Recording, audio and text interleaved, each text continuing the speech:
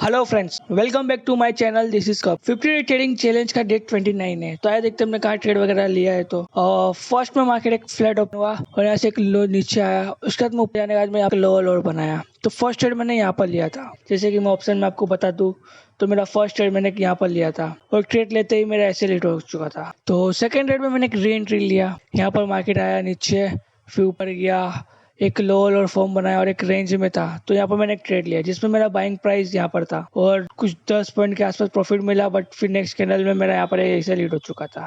Third trade मैंने एक 15 minute के चार्ट फ्रेम पे लिया था जिसमें मैंने एक यहाँ ट्रेड लिया था।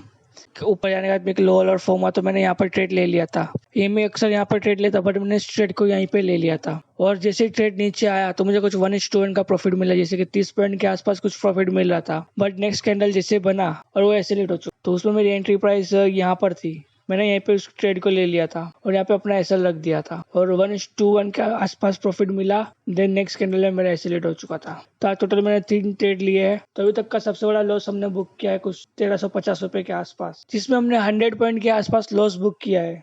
तो आज फिर एक मार्केट रेंज में था तो उसके बाद में कोई ट्रेड मैंने लिया नहीं। तो आई होप दोस्तों आपको वीडियो पसंद आया है तो वीडियो को लाइक करें, चैनल को सब्सक्राइब करें, बने रहे हमारे साथ में। Thank you.